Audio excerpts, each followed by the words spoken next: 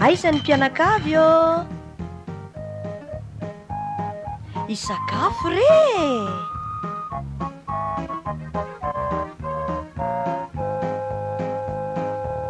Sakafo banahy! Anio, iarahantsika amin'ny miaramila amin'ny fahamarinana Edouard Mianjatovo.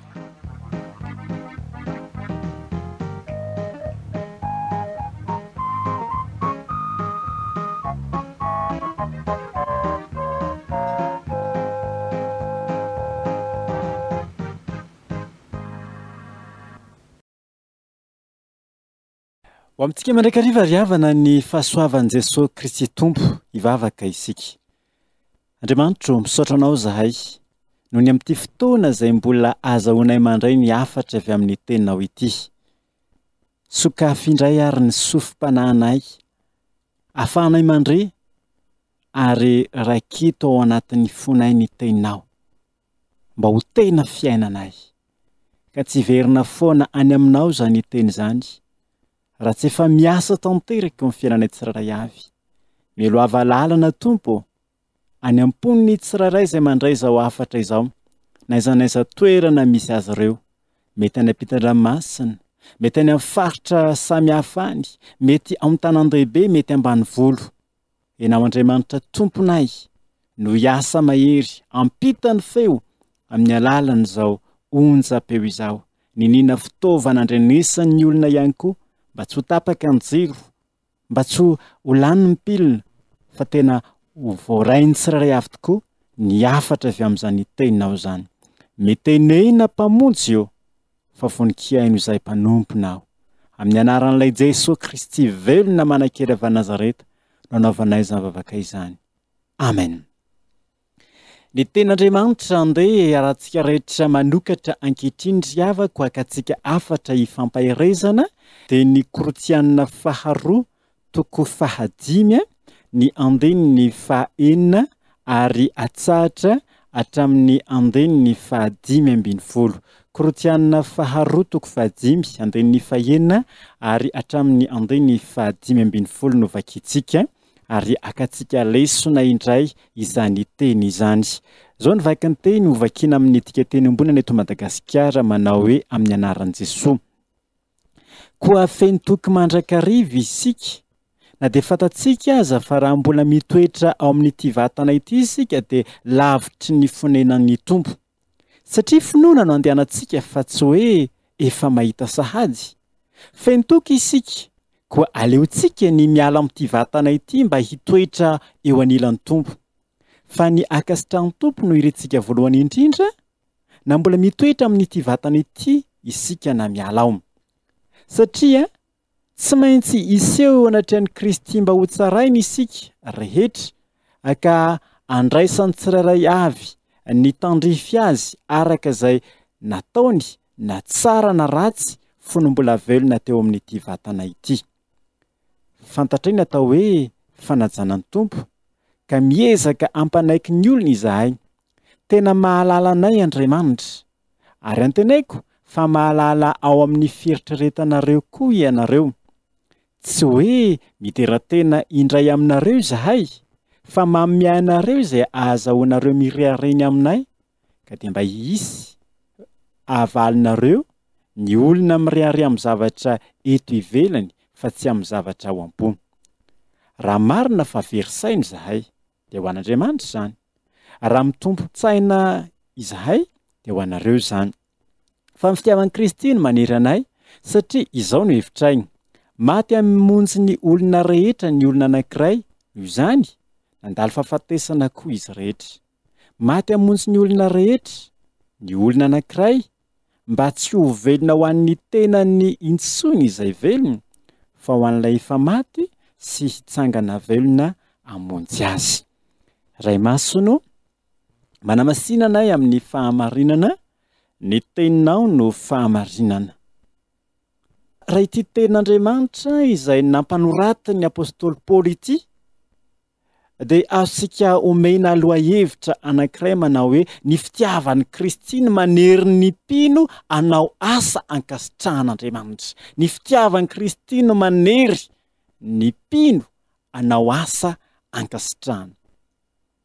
Lesona maromaro no hosintomitsika amin'ny alalan'ity perikopa izay novakina tamintsika androany ity ry havana. Fa raha fitinina ny zavatra izay ambaran'ny apôstôly Paoly eto amin'ity epistily Korinthiana faharoa toko 5 manomboka amin'ny 9 hatramin'ny 10 izay novakintsika ity dia anehoana fa tsy izay hahafaly ny tenany na hahafaly ny olona no katsahany sy imasony eo amin'ny izay fanaovana ny asan'Andriamanitra izay, fa izay hahafaly an'ilay Andriamanitra ny fidy sy ny antso azy. Izany no manosika azy hanao ilay asa fanompoana. Mandrakariva ry havana atao mifanohatra amin'izay ny zavatra ataontsika izay mitonona ho mpino na ho mpanompon'Andriamanitra. Fa ny manosika ny olona anankiray hanao zavatra anankiray dia satria misy zavatra izay antenainy sy misy zavatra izay andrandrainy ao, misy tombontsoa manokana izay mety katsahany eo amin'izay fanaovana izay ny asan'Andriamanitra izany. Manao zavatra ny olona anankiray ho an'ny tenany manokana satria mitady voninahitra izy, mitady ny mba ho te hafan'ny olona, mitady laza, hitsinjovany zavatra ara-materialy na anantenany tombontsoa ara-bola na ara-materialy ihany koa, mitady zavatra, manao zavatra anankiray mba ahazahoana tombotsoa ho an'ny tenany, ho an'ny nofony na ho an'ny ankonany, na ihany koa mety manao zavatra izy mba ho an'ny fiangonana, manao zavatra ho ho an'ny firenena. Fa tsy toy izany eto ny an'ny apôstôly Paoly. Ary tsy izany ihany koa no ampianarina antsika amin'ny alalan'izao teny izao ry havana, fa ny zavatra tsapany dia ny hoe ny fitiavan'ny Kristy izay be ao anatiny, ny fitiavan'ny Kristy izay namonjy azy, izany no manery azy, izany no manesika azy hanao izay ankasitrahan'Andriamanitra. Fa inona ary ilay fomba fanompoana, ilay endriky ny fanompoana ankasitrahan'Andriamanitra ary takian'Andriamanitra amin'ny olony izay mino azy raha eto amin'ity epistily ny Korinthiana faharoa toko 5 ity ry havana. Ny voalohany indrindra izay ampianarin'ny apôstôly Paoly eto, ny olona manao asa ankasitrahan'Andriamanitra dia tsy miandry fahitana na fahagagana akory vao manao zavatra, fa tena mandeha amin'ny finoana. Zany no ambarany, finoana no andehanana fa tsy fahitana. Tena mifanohitra tanteraka ny amin'izay ambaran'ireo izay heverinao mpitory filazantsara amin'izao vanim-potoana ianantsika ankehitriny izao ny ambaran'ny apôstôly Paoly eto. Amin'izao fotoana izao mantsy dia maro ireo mpitory filazantsara sasatsasany izay miteny hoe tsy mitory tsy misy pirofo. Ary na dia ny mpino, ny kristiana ihany koa aza dia be dia be no voafitaka, be dia be no diso hevitra. Fa ny antony ivavahany dia satria manantena fahagagana, manantena fahitana, ary be dia be no hoe satria mety nitambesara trosa izy dia mandeha mivavaka ato amin'ity fiangonana anankiray ity mba ahafaka azy ao anatin'izany trosa izany. Misy ihany koa mieritreritra hoe manao an'ity asa ity izy mba hitahian'Andriamanitra azy, manao an'ity zavatra anankiray ity izy mba ahazahoany mahita fahitana, mba ho sitrana, mba ho afam-panadinana sy ny sisa sy ny sisa. Fa zavatra ambara eto ry havana, ny olona mino an'Andriamanitra, ny olona mahatoky an'Andriamanitra dia mino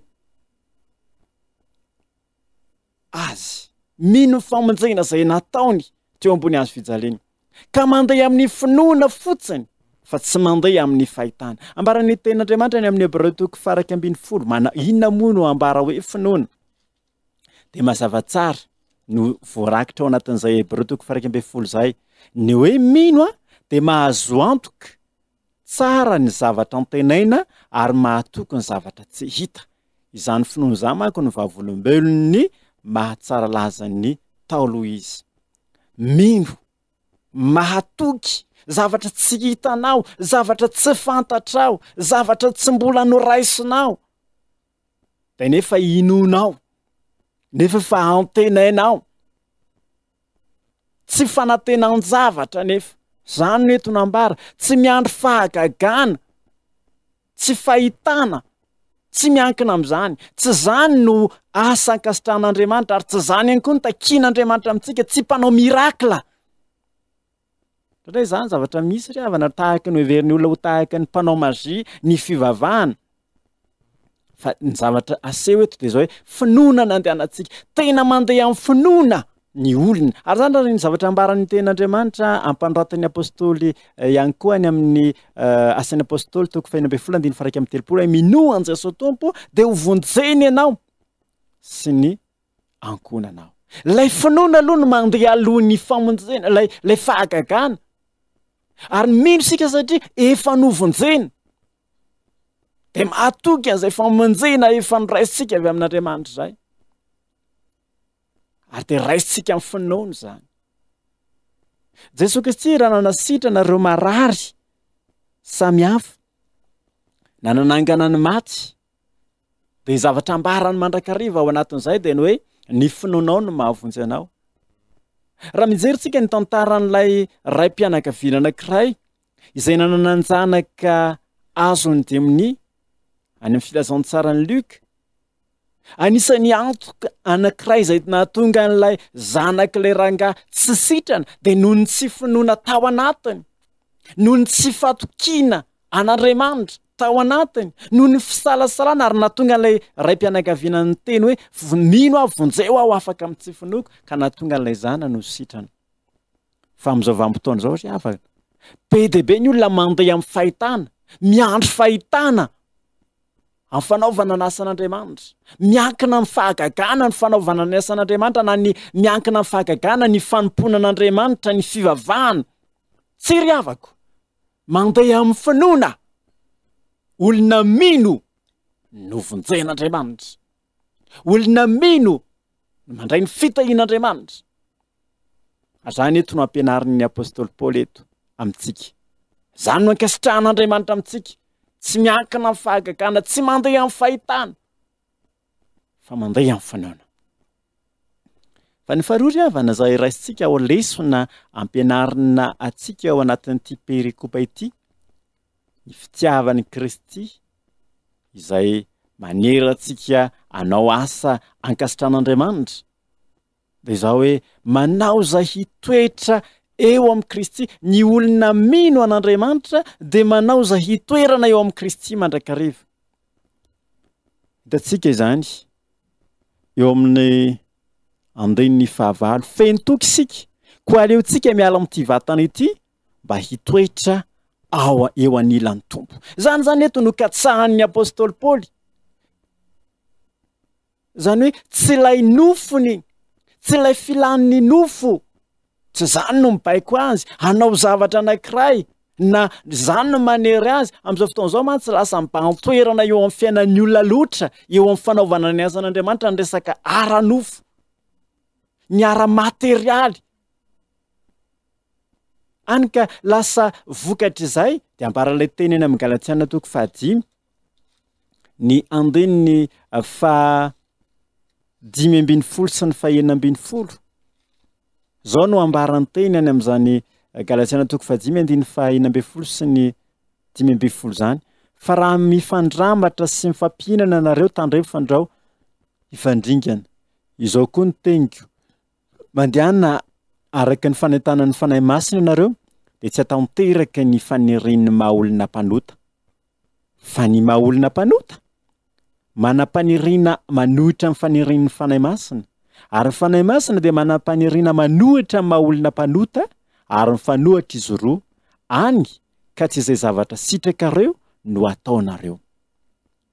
Dia toizantsika amin'ny 9:20, kanefa raha tarihan'ny fanahy masina ianareo dia tsy feheziny lalàna intsony, fa miharihary ny asa amin'ny maha-olona mpanota dia reto: fijangajangana, fahaltonana, fihetsika tsy maontina, fanompo-tsampy, fanaovana ody ratsy, fifankalana, adiady, fahatezerana, fialonana, fifandrafiana, fisarahana, fitokonana, fialonana, fitoroana, finanam-be loatra sy ny mitovy amin'izany. Ary lazaiko aminareo rahateo, tahaka ny voalazako fahiniko fa izay manao toy izany dia tsy hanana anjara amin'ny fanjakan'Andriamanitra. Zany eto ry havana no aseho. Zany hoe tena manohitra tanteraka ny fanahy, ny filan'ny nofo. Rehefa io nofontsika io no omentsika vahana, omentsika sehatra bebe kokoa eo amin'ny fiainantsika tsirairay avy, dia manjary tafiditra ao anatintsika ireo filana isan-karazany izay nitany saina tao amin'ny Galatiana 5:5 teo. Ary zany eto no ambaran'ny apôstôly Paoly, tsy mamelanja ny vatana, ny tena, ny nofony, fa mamelanja ny fanahiny kosa, ary dia mikatsaka ny hitoetra eo anilan'i Jesosy Kristy mandrakariva. Tombo tokoa anie dia efa niteny any amin'ny Joba 2:22 hoe fakazara tsy toy ianao dia hiatany. Izany no hahatongavany soa aminao. Ary antsika loatra ilay teny any amin'ny Jaona 5:10, ny andininy 4 hatramin'ny andininy 4 manao hoe aoka iray amiko hatrany ianareo toy ny raisako aminareo, ny sampana tsy afaka mamokatra ho azy raha tsy miray amin'ny voaloboka hatrany, dia toy izany koa ianareo tsy afaka mamokatra raha tsy miray amiko hatrany. Izao ny voaloboka, ianareo ny sampana izay miray amiko hatrany toy ny raisako aminy no mamokatra be, satria raha misaraka amiko ianareo dia tsy afa manao na inona na inona. Raha misy olona tsy miray amiko hatrany dia arenany ivelany tahaka ny sampana izy ka mimaina, ary angonina ireo sampana maina ka tsy mpiao anaty afo dia may. Zany eto no ambara.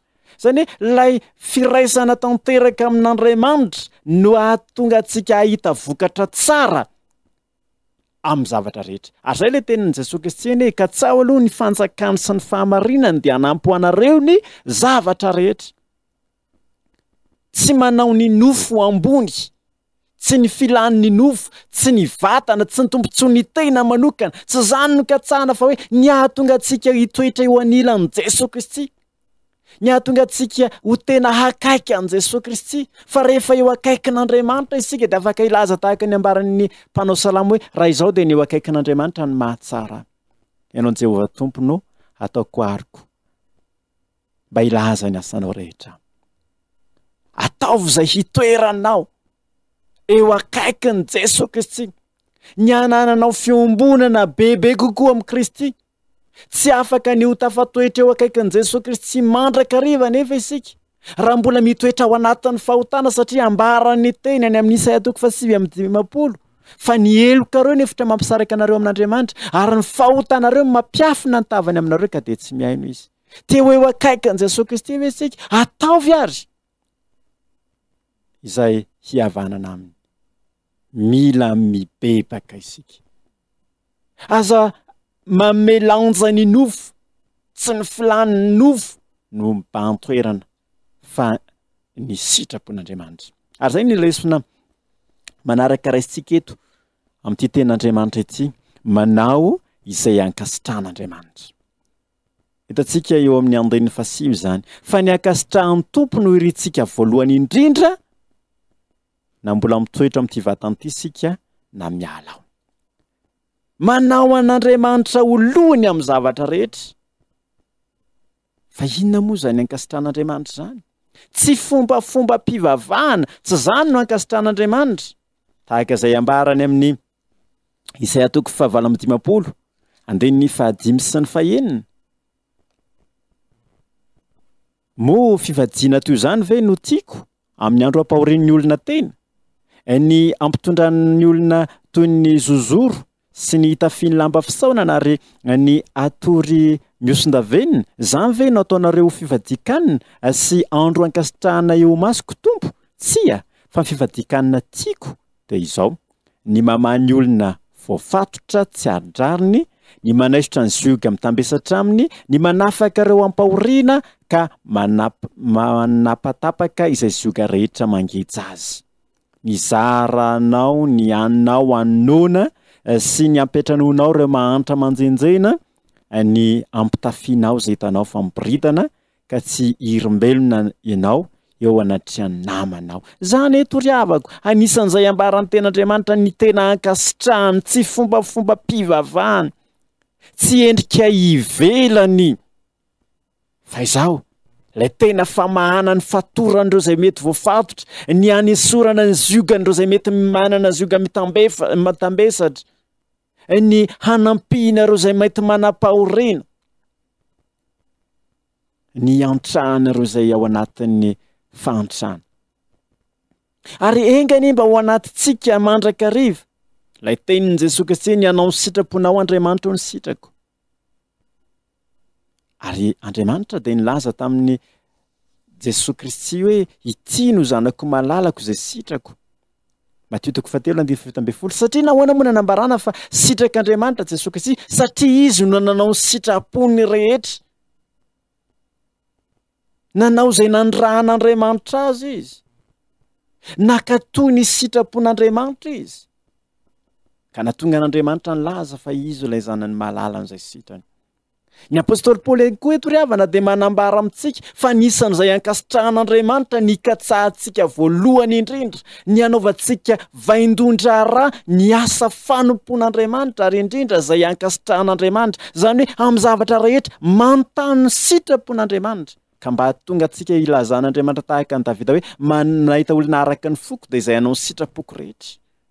Araka ny asan'ny apôstôly 7:2. Aseho eto hoe raha nydika teny ombonana zany fa ny ankasitrahan'ny tompo no irintsika voalohany indrindra. Zany hoe tena izay ankasitrahan'Andriamanitra ny imasoana voalohany indrindra eo amin'ny asa ataonao. Mikatsaka izay ankasitrahan'Andriamanitra ve no imasoana voalohany indrindra. Eo amin'ny fitiavana, tena zavatra ankasitrahan'Andriamanitra ve ny zavatra imasoana voalohany indrindra, sa izay sitraka ao lasa teren'ny safidinao sy ny fonao fotsiny. Ka na dia efa hitanao zao ara fa zavatra tsy araka sitrapon'Andriamanitra, satria Andriamanitra efa miteny hoe aza mety asiana zioga tsy atonanareo ikamanana ny tsy mino, nefa ianao mbola vao maika misisika ihany satria hoe tianao izy. Zavatra tsy ankasitrahan'Andriamanitra zany. Zany ve ny katsahanao voalohany, sa ny anao ny sitrapon'ny olona, nanao ny sitrapon'ny nofinao eo amin'ny asanao reka izay fanambara teo. Efa fantatritsika ohatra tsy sitrak'Andriamanitra ny mivarotoka, tsy sitrak'Andriamanitra ny mety mivarotra sigara, kanefa mba hahatonga anao ankasitrahan'ny olona, mba hahatonga ny olona hividy eo aminao dia asianao an'izany ihany, zavatra tsy ankasitrahan'Andriamanitra zany. Indraindray dia ataontsika faralahy Andriamanitra amin'ny zavatra rehetra izay atao, fa mazava eto ry havako, izay tena olona ankasitrahan'Andriamanitra dia manao an'Andriamanitra ho lohany ary manao ny sitrapon'Andriamanitra ho voalohany indrindra eo amin'ny fiainany. Ka ho tanterahantsika ny zany, ho lohany amin'ny zavatra rehetra Kristy, neninenina zavatra atao. Antanina mandrakariva ny sitrapon'Andriamanitra, ary izy hatrany no atao eo aloha, fa raha Andriamanitra no avelantsika mandroso eo anoloantsika ry havako. Ho amariny amintsika ilay teny eny amin'ny Isaia 5:7. Manomboka eo amin'ny andeniny voalohany, dia izao no ambaran'ny teny ao, teny mahafinaritra loatra. Izao no lazain'ny tompo amin'ilay nosorany dia Kirosy, toanako ianao dia andresy firenen-kafa ary anaisotra ny fahefan'ny mpanjaka, ka hivoha anatry anao ireo vavahadin'ny tanàna mihidy. Izao mihitsy no andeha anoloanao mba handravona mikototona sy hamontsamontsana ny varavarana limo ary hanapatapaka ny hidy vy. Zany angery havany, rehefa avelantsika mandeha ho anoloha Andriamanitra dia tena ho savainy avokoa ny lalana rehetra, ho tapatapahan'Andriamanitra avokoa ny hidy ny zavatra rehetra izay mety manidy ny lalantsika.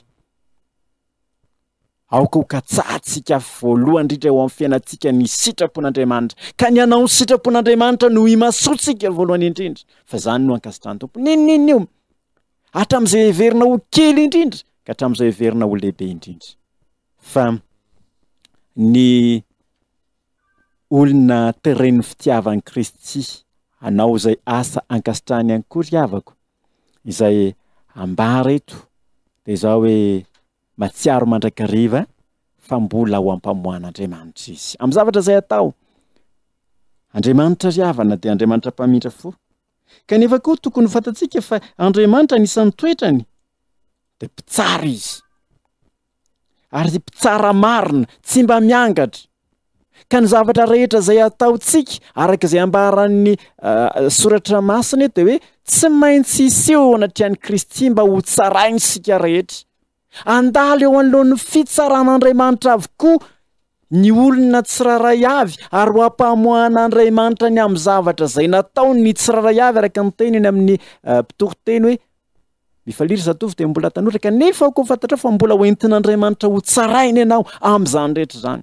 Amin'ny zavatra rehetra izay ataontsika dia mazava eto ny ambaran'ny tenin'Andriamanitra na tsara io na ratsy. Amin'izao fony fahavelontsika izao, amin'ny zavatra izay nataonao dia ho ampamohan'Andriamanitra ary hitsaran'Andriamanitra anao ary andraisa sy andraisanao valiny eo anatrehan'Andriamanitra izany. Raha nanao ratsy ianao dia araka ny tenin'Andriamanitra izay mamafy rivotra dia hijinja tadio.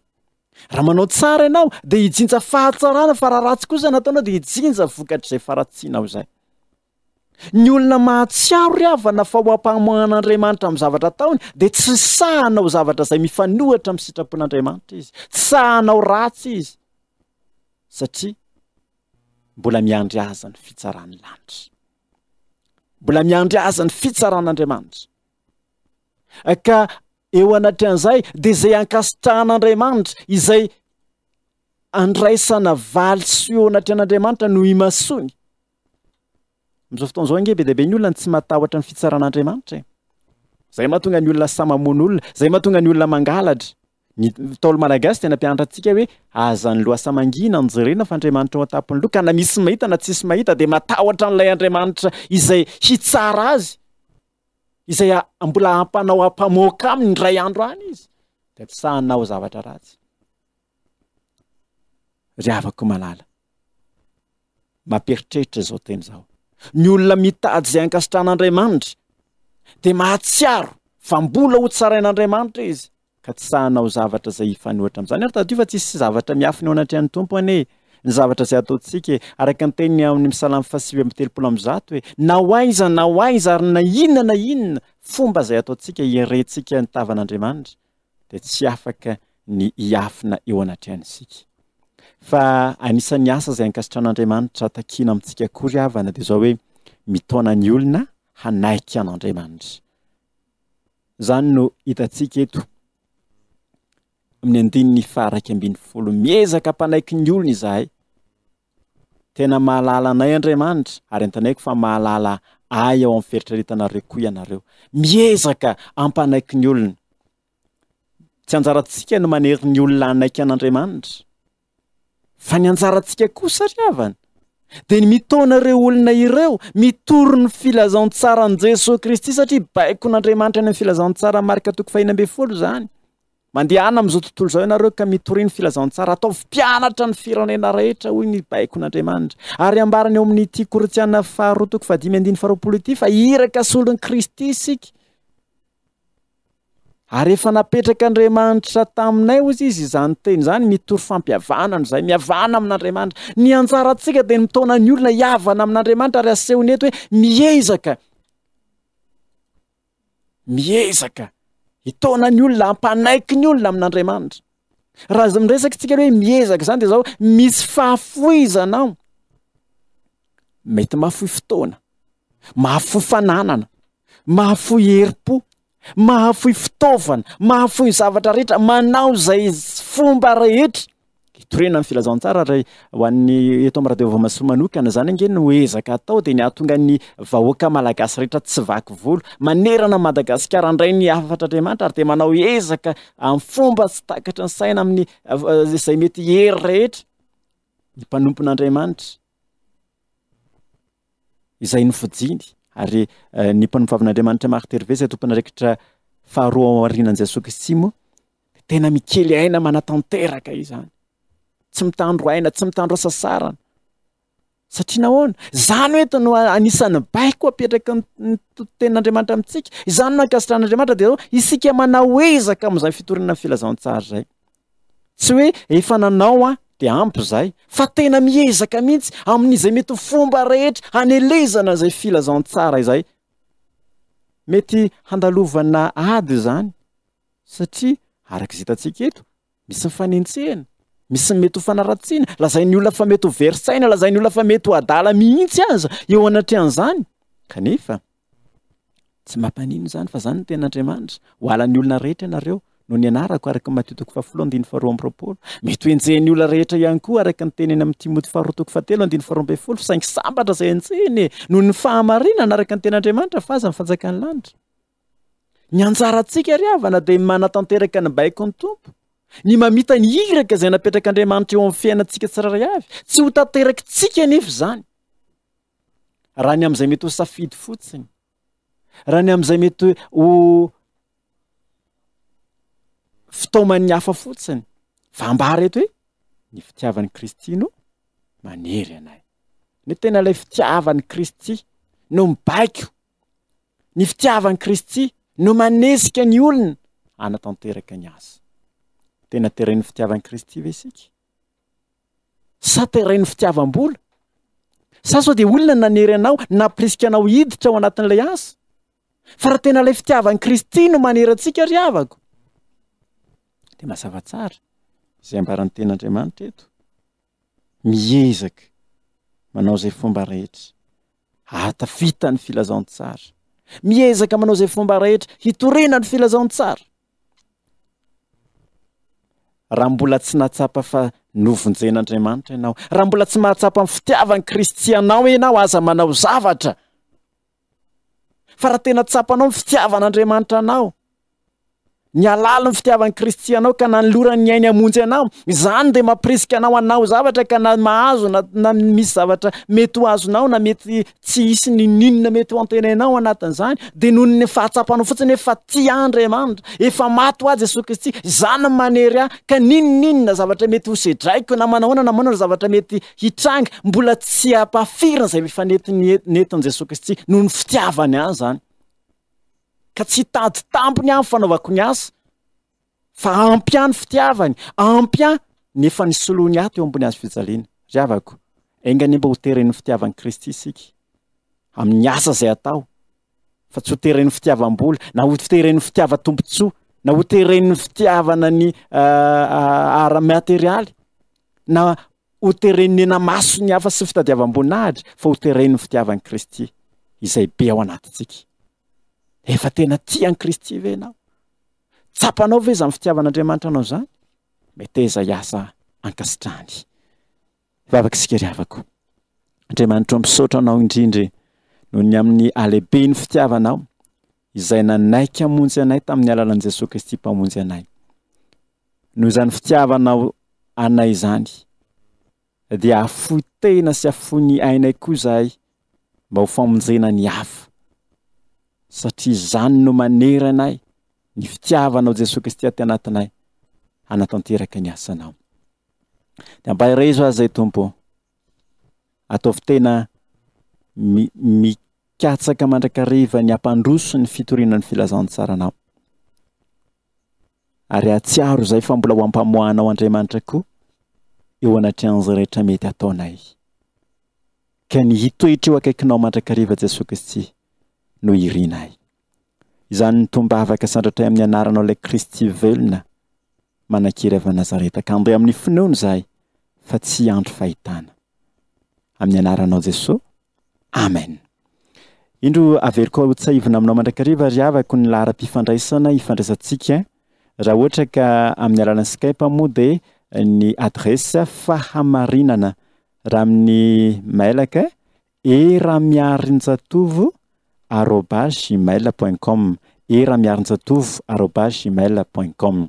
Ny lahara telefona kosa ny RTL 033 28 562 77, ny telma 034 97 769 32, ary ny Orange 032 93 669 45.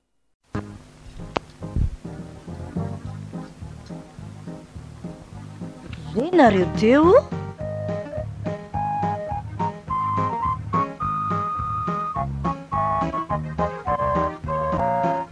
Sakafo panaha.